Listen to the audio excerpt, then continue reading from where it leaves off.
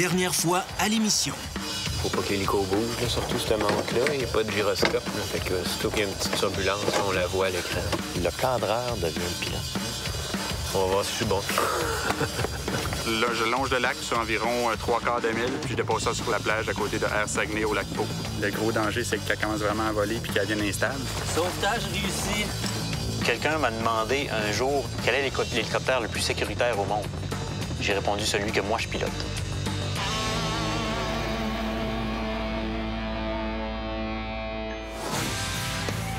Les pilotes d'hélicoptères adorent voler au-dessus des grands espaces. Et la meilleure place pour le faire, c'est ici, dans le nord du Québec. Un immense territoire souvent hostile et inhabitable. Car ça dépasse les limites. Quand ton cœur bat beaucoup trop vite. C'est le royaume des pilotes de brousse. C'est un sentiment qui t'excite. Des virtuoses qui carburent à l'adrénaline. Oh, de toute évidence. C'est plus intense que tu penses. Yeah.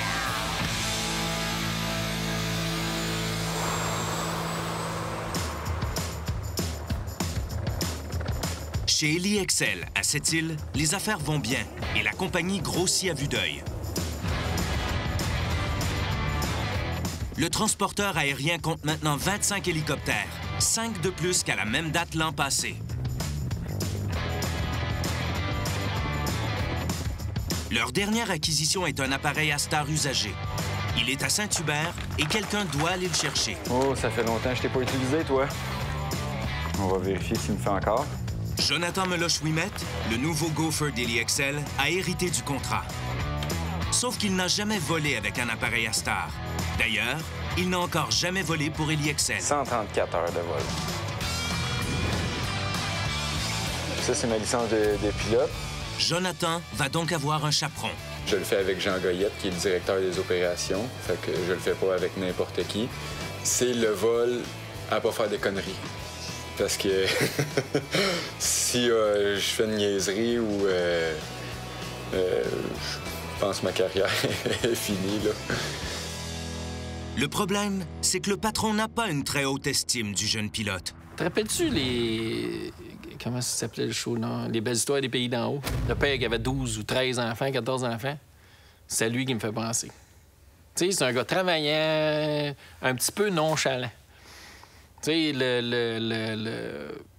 je suis pas sûr que ça va finir qu'à faire un bon pilote d'hélicoptère. Au point que on n'est pas sûr si on va le garder. Ça, c'est les feuilles que j'ai imprimées, la description de chaque aéroport qu'on va passer. Donc, j'ai essayé de prendre le plus d'informations possible pour... Je vais réétudier ça ce soir avant de repartir demain. Jonathan va voler pendant presque 5 heures avec Jean Goyette.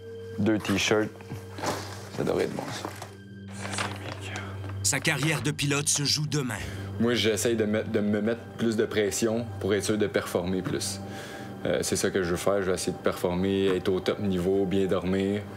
Puis non, c'est vraiment important, c'est de prendre aucun vol au début à la légère. D'être le plus prêt possible, puis d'essayer de performer pour montrer qu'ils n'ont pas fait une erreur en t'engageant au lieu des 500 autres qui sont venus porter leur CV, là. Tu vois une grosse différence entre lui et Geneviève. Geneviève, ça l'enregistre, ça l'avale, ça veut, c'est une éponge. L'autre, il a de l'air à dire, attends une minute, mon éponge, elle va siphonner si ça me tente. Puis c'est pas bon, ça. Geneviève Simard, justement, vient tout juste de faire son premier vol commercial.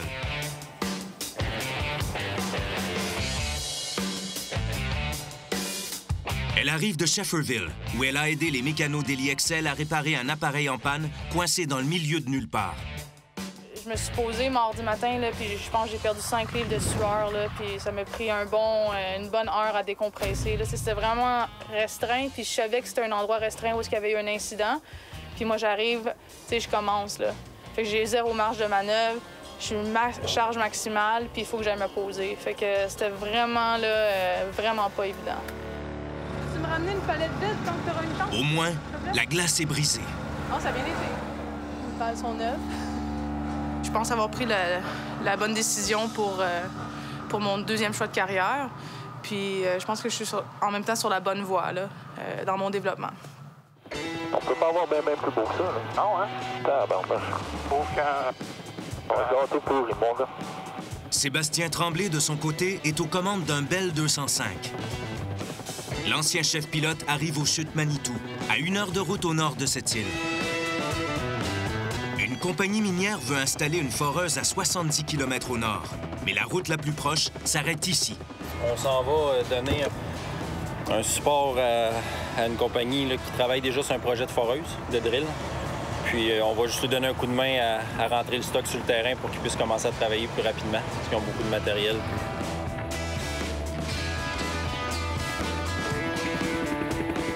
Première étape, refaire le plein. Le carburant de cette machine-là, c'est 1400 livres, sans les tanks, les fuel tanks auxiliaires. Puis là, pour le vol qu'on fait, là, on va se mettre 1100 livres à peu près. Là. Ça nous donne une petite marge de sécurité aussi. Si on ne veut pas arriver à côté au bout du fioul. Là. Sébastien vérifie ensuite les connexions de son élingue.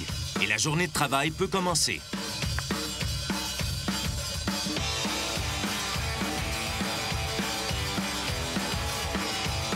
Les employés de la compagnie de forage travaillent avec le pilote. Ils déterminent ensemble l'ordre dans lequel les charges vont être transportées.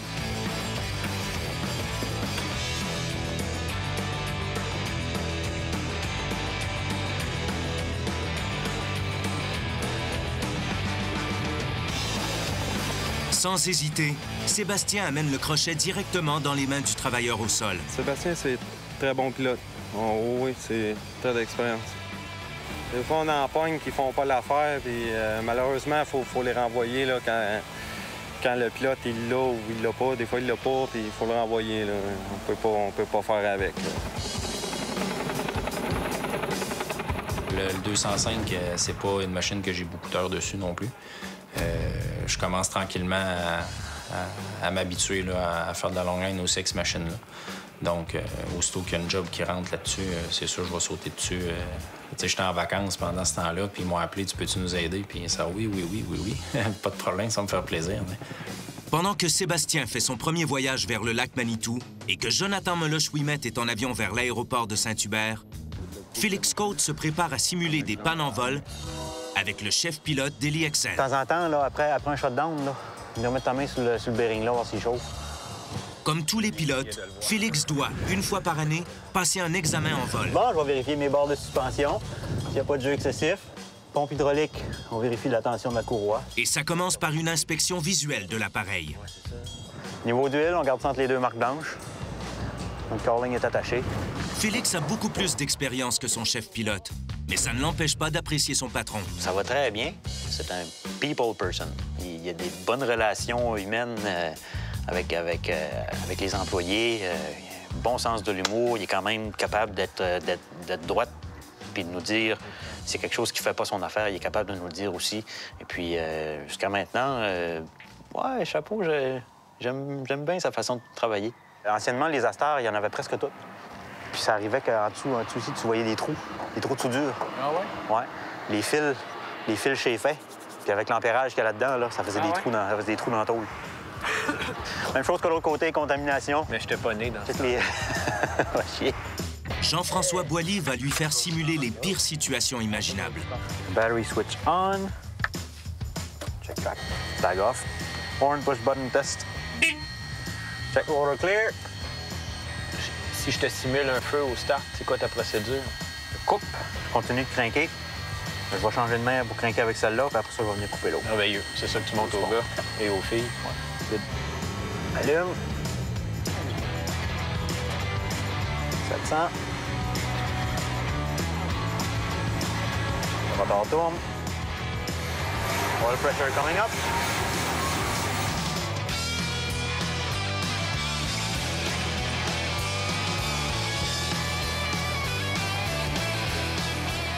As-tu ta map pas loin?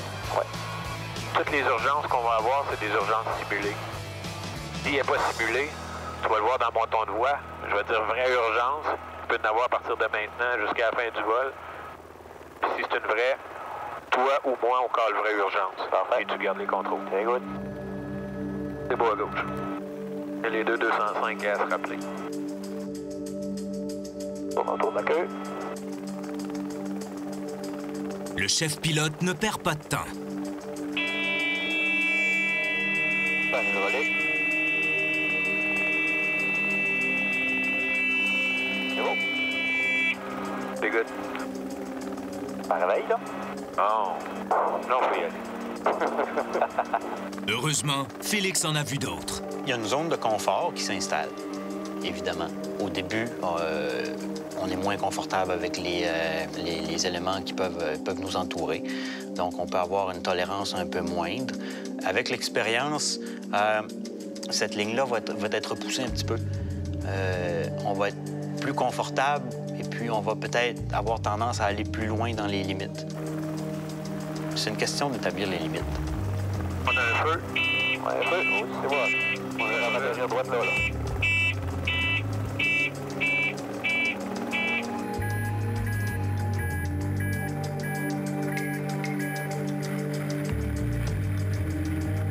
OK, évacuez vers l'avant, s'il vous plaît, au conteneur.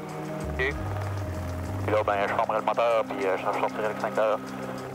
Puis au chaleur, coque. Ouais. Crank. Good.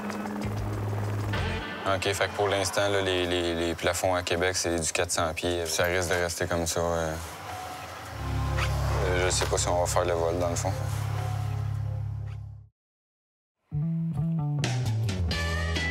Olivier Talbot a réussi à s'enfuir du bureau. Il est en mission secrète sur l'île d'Anticosti. Depuis quelques années, Eli Excel est embauché chaque été par un groupe d'hommes d'affaires canadiens extrêmement influents. Et la mission est simple. C'est juste le déplacement d'exécutifs, du monde qui sont venus en vacances ici. Ils sont rentrés, ils ont amené une pourvoirie. Là, je les ai sortis, tout simplement. Ils sont ici en vacances aussi. La discrétion du pilote est essentielle. On pose pas trop de questions. La dizaine de VIP arrivent dans leur jet privé. Et Olivier les reconduit ensuite dans une luxueuse pourvoirie. Des vacances qui ne sont pas à la portée de tous. Mais, je veux dire, c'est ça leur milieu, eux, puis ça me donne une job.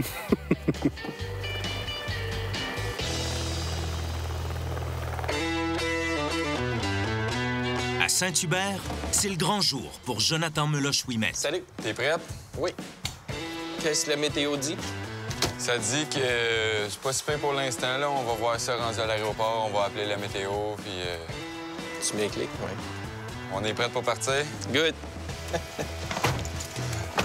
Le gopher d'Eli Excel va devoir être parfait et en mettre plein la vue à Jean Goyette.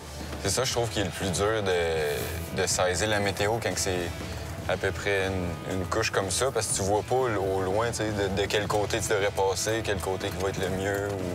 Tu peux aller dans n'importe quelle condition. Ce que ça nous prend, c'est une référence au sol, puis une vitesse appropriée aux conditions météo.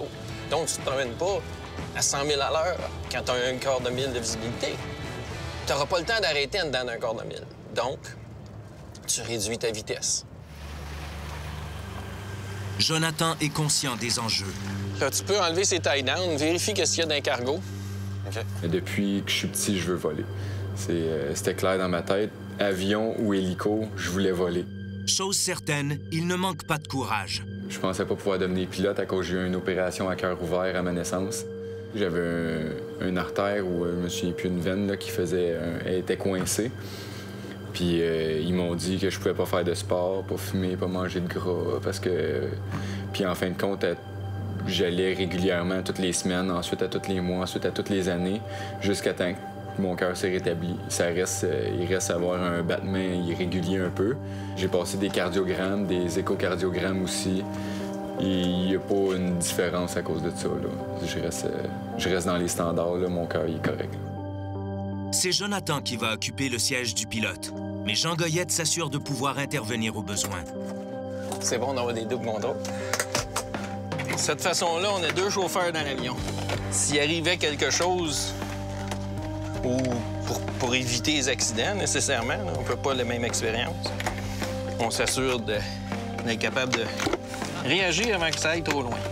Mais aujourd'hui, c'est pas de l'entraînement en tant que tel comme de l'initial, puis on va tout simplement apprendre à partir de la machine, puis ensuite s'en aller vers cette île, voir comment on deal avec la météo. C'est une journée idéale de faire de l'entraînement, voir le pouvoir de décision du pilote. Jonathan, lui, prend les derniers relevés météo. OK, fait que pour l'instant, là, les plafonds à Québec, c'est du 400 pieds avec 4000 de vis. Okay. Ça risque de rester comme ça. Et les nouvelles ne sont pas très bonnes. Je sais pas si on va faire le vol, dans le fond. Je sais que c'est moi qui décide pour le vol, mais personnellement, si je serais toute seule, je partirais pas. Mais après, ça va être voir Jean s'il veut qu'on y aille ou pas. À partir de Trois-Rivières jusqu'à Québec, avec les précipitations, ça va du 300 pieds de plafond à 4000 de vis, puis après, ça peut se dégager un petit peu à Bécomo, puis après, c'est style... c'est pas bien... Ouais. Donc, on fait quoi? Bien, personnellement, si je partirais toute seule pour faire un long vol comme ça, tant qu'à arrêter à mi-chemin, je dirais à mes clients, on est mieux de partir une autre journée. OK, donc on part pas? Moi, c'est ça que je dirais, on part pas. C'est beau, on part pas. Fait qu'on suit la machine prête à partir, puis... Okay. C'est la bonne décision. On verra. Quand un pilote n'est pas à l'aise avec la météo, il doit rester au sol. À cette île, la météo est beaucoup plus clémente. Jean-François Boilly fait passer les examens annuels en vol à Félix Côte, une obligation pour tous les pilotes. Avec 23-2 pour le lac rapide, hélicoptère Golf. Correction Foxtrot, Québec, Hôtel Charlie. Nastar, on s'apprête à décoller de l'IXL. Le vol promet d'être spectaculaire. Les deux hommes vont voler sous les lignes à haute tension.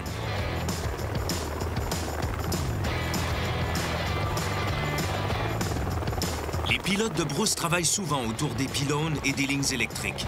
Ils doivent être capables d'évoluer dans cet environnement. Pas de débrouillard. Il faut être adaptable. Savoir s'adapter à des situations.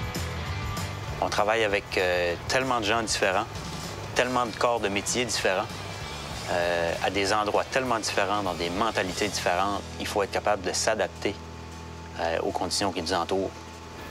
OK, je vais aller voir le pylône du centre qui est ici. OK. Je vais rentrer au pied de ce pylône-là, je vais faire 180 km dans le vent. Je vais rentrer par-dessus la ligne de bois. Oui.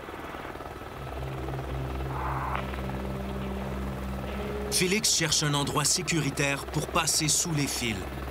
Bon, je vais rentrer juste l'autre bord du pylône pour être le plus proche possible du pylône de bois. Surtout que je vais arriver au-dessus de la petite ligne, je vais comme un peu plonger dans l'emprise. Il n'y a pas de marge de manœuvre. Félix a un jeu de quelques dizaines de pieds au-dessus et en dessous de son appareil. De plus, Hydro-Québec exige par mesure de sécurité qu'il ne s'approche pas à moins de 11 mètres des structures. Fait que c'est ça. Je parle de circuler comme un serpent tout le temps, où il dépasse, la queue passe. Et ça, toujours protéger la queue. Tout le temps proche du sol, le plus possible. Fait que bientôt, je vais te simuler une ligne. Je vais faire un quick stop. Ouais. Tu te souviens de quelle façon? Ouais, je vais virer sur ton bord, me mettre face au vent. Parfait. On descend pas à queue. OK, fait qu'on a une petite ligne qui apparaît ici.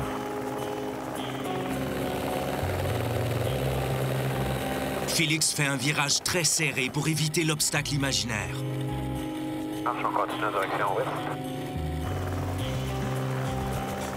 Fait que moi, ce que je dis aux gars ou aux filles, c'est que je regarde jamais une ligne ou l'autre, je regarde tout le temps entre les deux. Quand t'en regardes une, t'as tendance à te coller dessus. D'accord? Ouais. Je regarde tout le temps dans le milieu avec les deux pylônes, entre les deux prochains pylônes. OK, j'aimerais ça travailler ici au pylône nord. On va se poser en avant de nous autres, là. Pas l'espèce de petit souche là, qui est sèche, là. Ouais. Je vais amener la queue un petit peu plus loin que ça. Donc, je vais aller poser la cabine là, à l'extrémité complètement.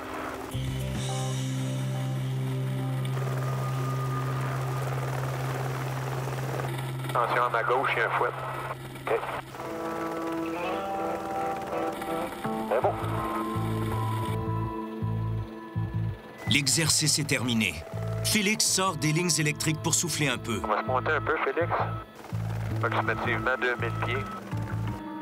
Mais le répit n'est pas très long. OK, on a un feu cabine. Feu cabine? Oui.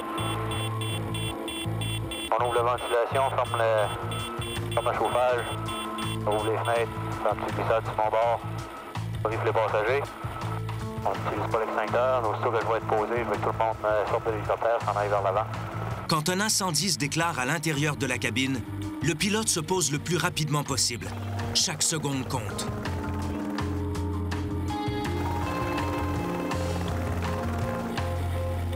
On avancerait peut-être un petit peu, là. Tout le monde est dehors, puis on ferme tout. Au retour, Jonathan Meloche-Ouimet décolle malgré la mauvaise météo. On prendra pas de chance indue, mais on va essayer de se rendre aux bercailles.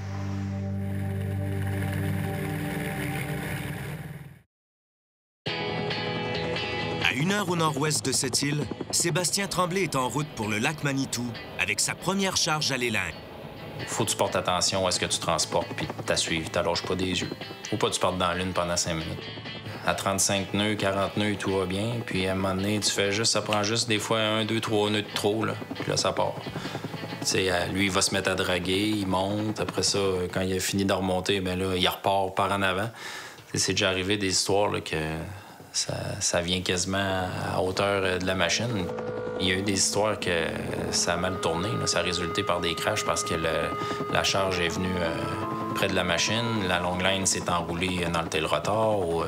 C'est juste le coup que ça donne. Là. Ça pèse, mettons, 1800 livres.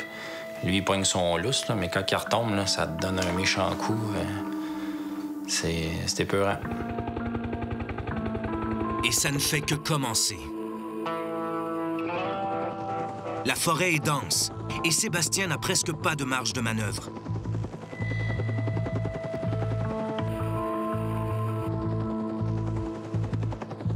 Tabarnouche de tabarnouche. Elle est donc même pas forte, cette machine-là.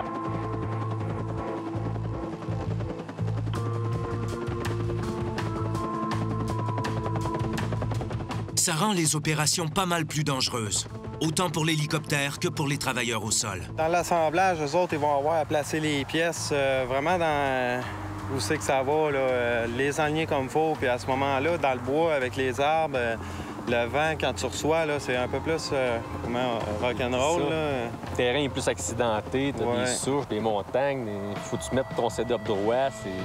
C'est vraiment là que ça se passe. Justement, les gars, il faut qu'ils se placent à des endroits, qu'ils se gardent des portes de sortie pour, si jamais il arrive de quoi, la lourde tombe ou qu'une bourrasse de vent, ça peut être dangereux. Une fois la charge au sol, Sébastien repart aussitôt en chercher une autre.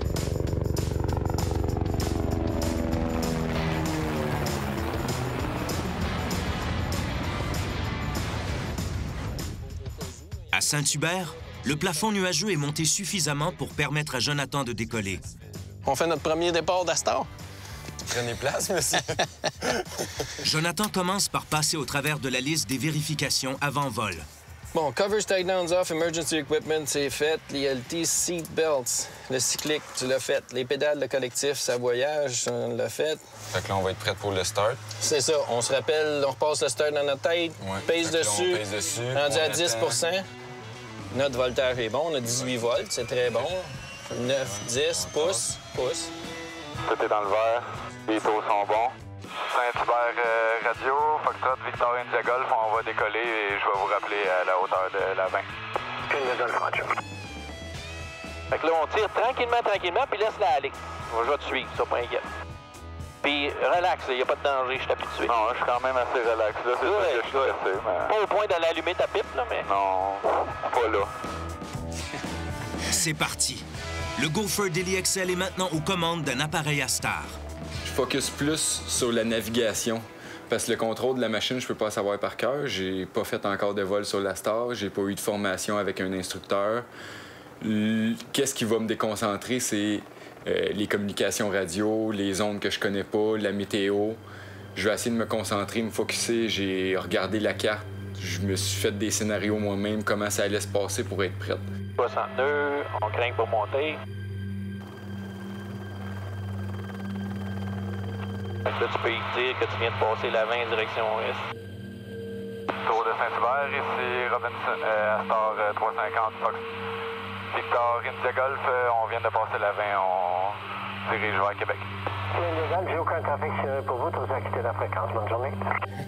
J'ai pas besoin de voler longtemps avec quelqu'un pour être capable d'évaluer. Tu sais, j'ai été reconnu par Transport Canada pour être pilote vérificateur. Puis tu viens que... Autant j'aimais pas me faire vérifier, puis qu'il fallait que j'embarque dans la machine pour pas être stressé, que je me rends compte à quel point, moi, je suis boss, fait que c'est encore pire. Là, quand je vérifie mes pilotes, j'ai déjà vu des pilotes à 5000 heures perdre leur moyen complètement. Là. Puis être obligé de leur mettre beaucoup de pression pour que la crème ressorte. T'sais. Mais en temps normal, là, un pilote, là, je vais voler 15-20 minutes avec, là, puis je peux te dire où il est bon, où il est pas bon, puis ce qu'il va être capable de faire ou pas capable de faire. J'ai juste une chose à dire, je suis aux anges. Ce sera pas toujours facile comme ça, mais...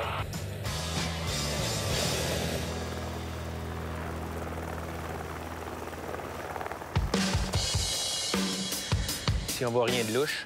Chez EliExcel, le chef pilote Jean-François Boilly s'apprête à vivre une expérience mémorable. Même chose que tous les hélicos, on s'assure que notre tailboom n'est pas bossé. Ouais, puis le rotor de queue, il est sur le même bord qu'un after, mais vu que les pales tournent à l'envers, ben là, lui, c'est un puller au lieu d'être un pusher. OK. Pour la première fois de sa vie, il va prendre les commandes d'un hélicoptère Bell 205. Ouais, je suis bien content. C'est un autre challenge, ça va être cool. Félix Côte les pilote depuis plusieurs années. C'est lui qui va chapeauter la formation de Jean-François. En plus d'être beaucoup plus gros, le Bell 205 n'a que 2 pales et elle tourne dans le sens contraire des pales de la Star. Ça implique que certains contrôles, dont le rotor de queue, sont à l'inverse de ceux des Astars. Pour les nouveaux pilotes, c'est une source de stress additionnelle. 1, 2, 1, 2, ouais, j'entends un peu fort, pas mal. OK, c'est bon. J'en saute un peu. Je peux lever le collectif un peu. OK, t'empêchait de sauter. Fait que mon hydraulique était on, force strip était on. Fuel c'est on, audio c'est off, de-ice. Est-ce qu'on le teste tout de suite? Non? Là, on va commencer. Moi, personnellement, dans la checklist, il commence comme toi, en haut. Moi, j'aime mieux commencer en bas. Tu peux l'essayer avec le piton, voir si... non, en haut. OK. T'es capable de changer son neutre de place. OK, ouais, je comprends. Le pédale aussi.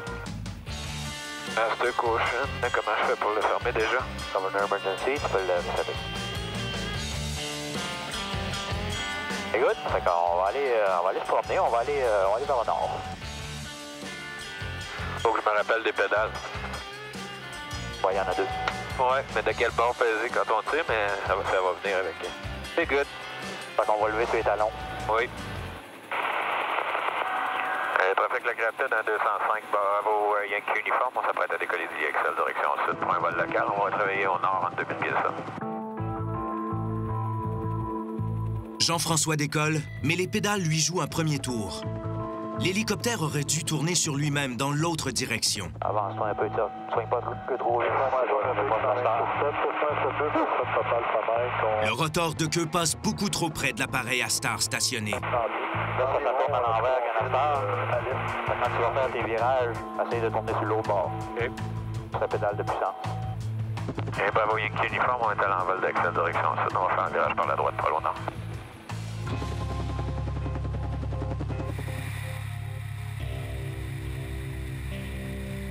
On voit que ça se couvre là en face. Ben, ça se couvre-tu, c'est juste un shower? Regarde, il y en a là-bas, il y en a là, il y en a en avant de nous autres. Il n'y en a pas trop ce bord-là. C'est juste un shower, probablement. Tu vois des éclairs en avant, tu vois pas de sacré dedans. C'est un attrape-nigo, la météo. Si tu fais l'imbécile, tu vas te faire pincer, puis tu vas te baiser. J'aime mieux être peureux qu'être téméraire. Oui. Aussitôt que tu as un doute dans ta tête, arrête ça là. Il n'y a aucune justification pour faire quelque chose que ça ne te tente pas de faire. Ce matin, là, je t'ai pas poussé.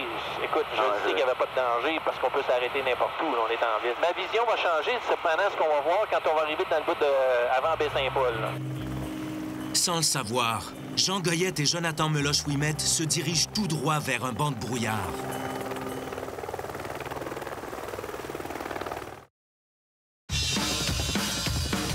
Sébastien Tremblay s'amuse comme un fou.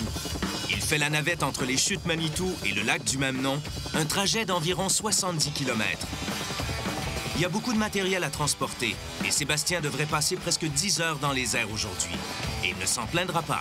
Je pense qu'il y a beaucoup de petits gars On voit ça passer dans le ciel, puis ça nous émerveille. J'avais peut-être 5 ans, 6 ans, puis il y avait les bateaux, je pense que c'était Québec 84, là, les voiliers, là. Puis il y avait des tours d'hélico qui se faisaient dans le Vieux-Port. Mon père m'avait donné la chance d'aller faire un tour, puis je pense que c'est là que les fils ont touché. Là. En tout cas, j'avais tombé à Croc ben raide, c'était un Bell 206. Puis le pilote m'avait assis à sa gauche. Ma ceinture était pas très bien ajustée aussi, fait que quand un moment donné, il a fait un bon virage, puis là, j'ai comme tombé à côté dans la porte, puis j'ai pas eu peur, mais j'ai comme eu un feeling de... Wow, tu sais, c'est trippant, là. Sébastien n'est pas seul sur ce contrat. Et d'autres appareils partagent le même espace que lui, ce qui n'est pas toujours souhaitable. Là, on a commencé la journée, fait qu'on se suit. Fait qu'idéalement, dans la journée, ce serait idéal de se donner de la distance pour pas qu'on arrive tout le temps en même temps. Ouais, c'est l'érosion, hein. C'est comme quand tu fais du sablage au jet de sable. Bien, dis-toi que quand on atterrit dans des conditions poussiéreuses ou qu'on se fait un peu poussiéré, même à cause d'une autre machine, mais ça a le même effet. C'est la peinture, c'est abrasif. Les pales du rotor, c'est abrasif. Sébastien refait le plein et il repart aussitôt.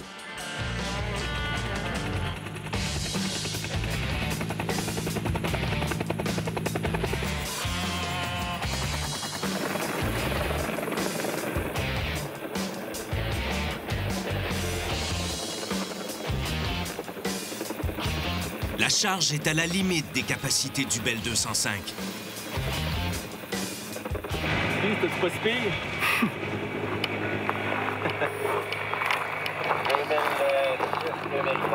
2006-2007, ouais. Ah, il était... Ah, c'est pas pire. C'est bon, hein? Ça vient bon. Ça faisait longtemps que j'avais pas utilisé ça. Ça va me revenir au début quand j'ai décollé. Là. Je me souvenais même plus qu'est-ce qu'il voulait dire le compas. J'étais là, bon, où c'est qu'on s'en va, là? Je check le GPS. Ah, OK, par là. Ah non, ça, c'est normal, là. Écoute, c'est ton premier vol, première machine avec le boss, c'est encore plus stressant.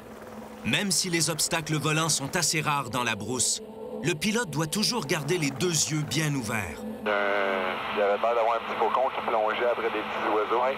Mais quand tu vois des oiseaux comme ça en avant, regarde juste en avant de toi. Eux autres, ils te voient. Si tu te mets à tourner, eux autres tournent, tu vas être tapé.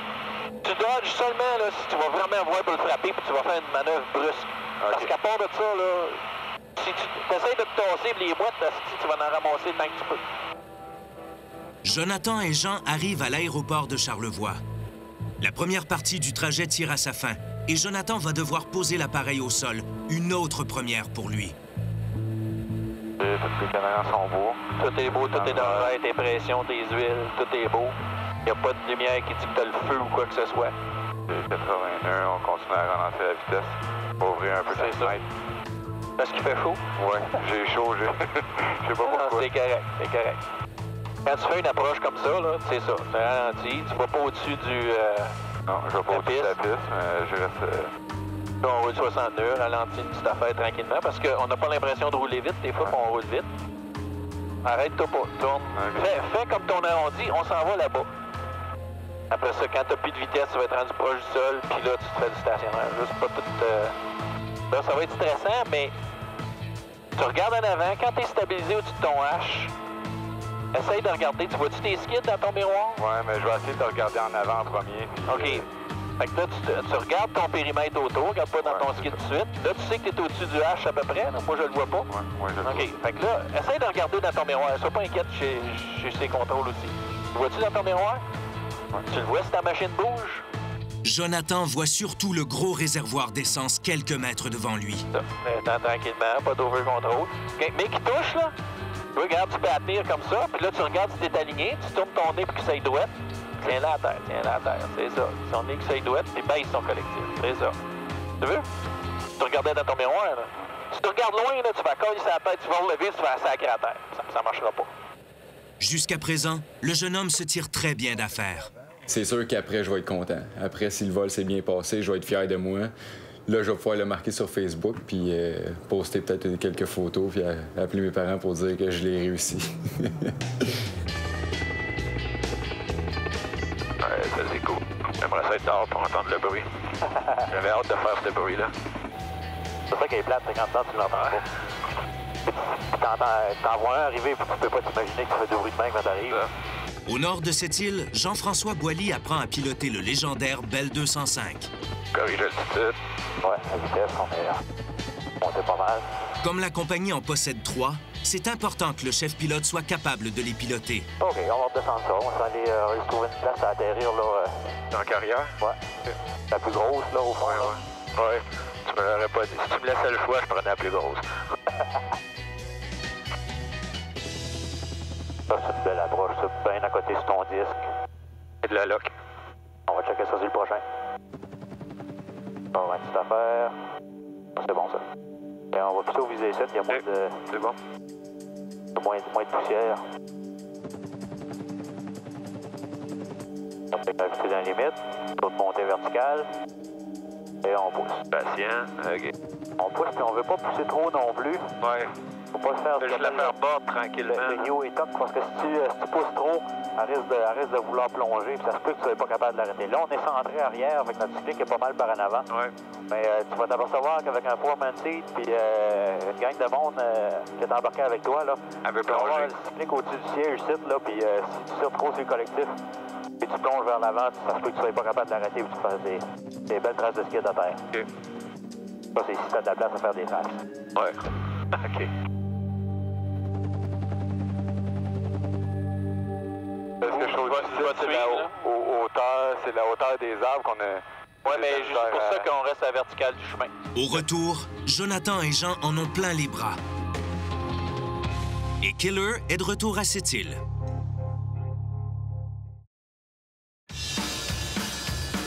Jonathan Meloche-Ouimet et Jean Goyette se rapprochent de cette île. Trafic de Bécomour, Astor 350, Foxtrot, Victor et de Golf, on est à 1200 pieds en direction de cette île. Je passe sur la fréquence en route 126 en code confié, Victor et de Golf. Le jeune homme est de plus en plus confortable aux commandes de son appareil. Mais la météo va lui jouer un mauvais tour. Sans crier gare, le ciel se bouche. Là, tu vois, on voit mieux là. On voit le lac plus loin un peu. Là, la vitesse est appropriée. On a à peu près 5000 à faire. Moi, j'ai été chanceux où j'ai fait une erreur quand je commençais. Je vais avoir 300 heures. Puis j'ai rentré dans les nuages. Puis je suis sorti à la verticale en descendant. J'étais tout seul à bord, puis ça a passé proche. Puis là, j'ai shaké tout le reste de l'après-midi. J'ai même pas été capable de chercher mes clients une chante. Ils étaient juste à 2 km du camp. Mais là, j'ai dit non, là, c'est assez. Là. Puis là, hey, fais attention. Là. Quand les nuages sont bas, vole pas en fou. Tu sais, vole pas vite. Mais t'es à l'épreuve des balles quand t'es jeune, puis t'écoutes pas ce que les vieux te disent. Parce que je trouve que c'est la hauteur des arbres qu'on a. Ouais, mais c'est pour ça qu'on reste à la verticale du chemin. Jonathan n'a pas l'expérience requise pour voler dans ces conditions et Jean Goyette reprend les commandes de l'appareil. On est dans le rabattant des vents qui viennent de l'est. Moi, ça va revirer de bord. Oh oui, ça, c'est normal. Si tu vois pas où tu vas, tu sais, ça aussi, c'est des choses qu'on apprend à l'école. Ah, quand tu vois pas dehors, là, t'auras pas d'idée si t'es à l'envers. Là, tu te dis, moi, le savoir, j'étais à l'envers. Non, tu le sais pas. Quand j'ai rentré dans les nuages, je pensais de sortir comme ça des nuages, puis je suis sorti comme ça. T'as aucune notion, d'abord. Tu connais pas les instruments, tu regardes ça, puis tu s'en vas tout croche. Où est-ce que je m'en vais, je sais pas. Tu regardes en avant. Puis moi, je m'attendais de sortir bien tranquillement, puis oh, des roches. Fait que j'ai tourné, j'ai craqué ça à côté de ces stops, et j'ai juste passé. C'est l'élément de chance qui a fait que je suis en vie et que je me ferai plus jamais pogner comme ça. Ça, au début, je pensais que j'étais là, coudonc, si tu te la buée, Non. Ça, c'est dans des conditions pas pour toi. Non. Et le vent est fatigant. Avaler du B, ça, oui, on devrait être bon pour descendre au bord de la mer. Jean Goyette veut sortir des collines et rejoindre la mer. Le plafond devrait être assez haut à cet endroit pour leur permettre de poursuivre le vol. Le vent est ras. Plusieurs pilotes aiment les sensations fortes et Jonathan fait partie de ce groupe. J'ai eu mes passes d'adrénaline quand j'étais plus jeune. Là, je me suis calmé. Je pense que non. C'est sûr que j'aime ça J'aime ça avoir des passes, mais j'ai des moments... On a chacun nos moments, là. Là, ça fait 2 ans, je fais plus d'adrénaline. Là, l'année prochaine, je risque de m'acheter une autre motocross là, pour commencer à en avoir un peu. Ça te fait rien que j'ai des contrôles? Non. Va te laisser me sortir du site, là, puis après, je laisse prendre. Ça peut être de même tout le long aussi jusqu'à cette île, là. Quelques instants plus tard, l'hélicoptère survole la route 138 et rejoint la mer. Ils vont suivre le bord de mer jusqu'à ce que le ciel se dégage. Ici, ils ont la certitude de ne pas croiser de ligne à haute tension et ils peuvent se poser n'importe où sur la plage. C'est beau, même si c'est pas beau. On va aller sur le long de la plage comme ça. Là, la visibilité est belle, même. Tu pourrais prendre les contrôles. OK. Allez. Les contrôles. C'est beau. Oui, j'aime l'adrénaline, mais j'ai pas le goût de mourir. Juste le fait de voler, je pense que ça va me donner ma dose nécessaire, là. Je pense que c'est assez excitant, comme ça, de voler en hélico. Le reste du voyage se fait sans incident et les 2 hommes arrivent à cette île avec 1 heure de retard. C'est Blue qui tiendrait de ses contrôles, là. Ça n'a pas de bon sens. Ça a très bien été. Je te dirais, moi, j'avais entendu dire par mes gars qui ont fait le flight test avec lui quand il venait la première fois qu'il avait une très bonne main. Puis effectivement, il a une bonne main. On s'est fait brasser comme un gars de 200 heures à peu près aujourd'hui avec un gars qui avait 130 heures. Tu sais, il y en a que c'est brusque. Fait qu'une bonne main, là, c'est quelqu'un qui a un bon handling, qui a un bon feeling pour la machine, puis qui va pas brusque. Ça s'est super bien passé. Moi, j'avais pris la décision de ne pas partir un matin. Avec avec Jean, lui, il est d'expérience à ça, il connaissait le chemin, donc il a pu me guider dans les moments où je n'étais pas trop sûr de la décision, de la direction à prendre. Sinon, non, je suis super fatigué, je vais dormir comme un gros bébé à soir.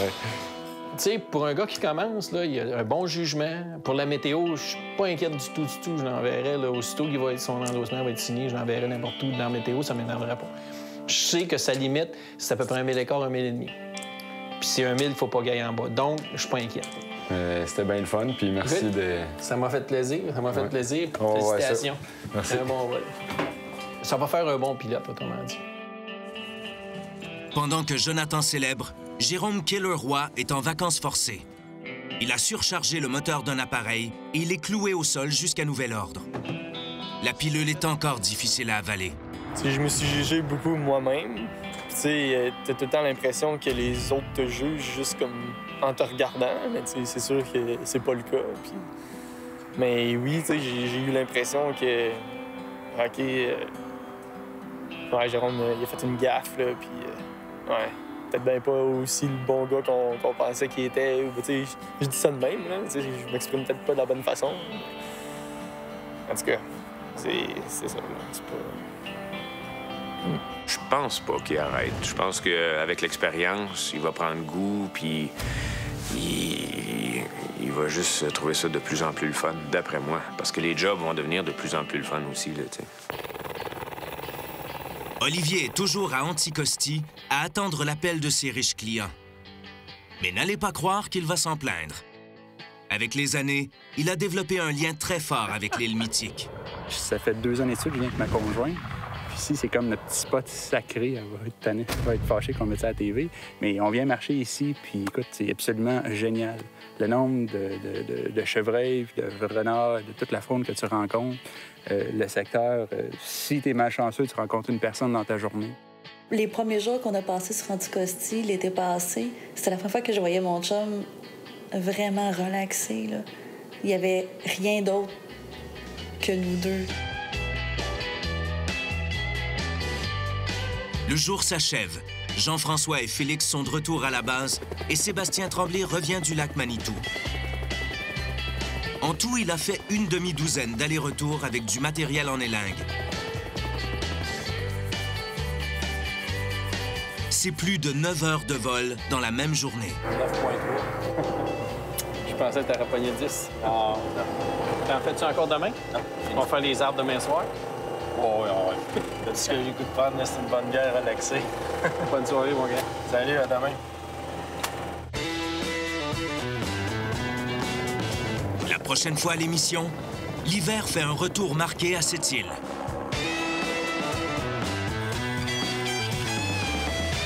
Breathe slowly, breathe slowly. Et les pilotes apprennent comment survivre à un écrasement en forêt. On se rendra pas, la corde est trop longue.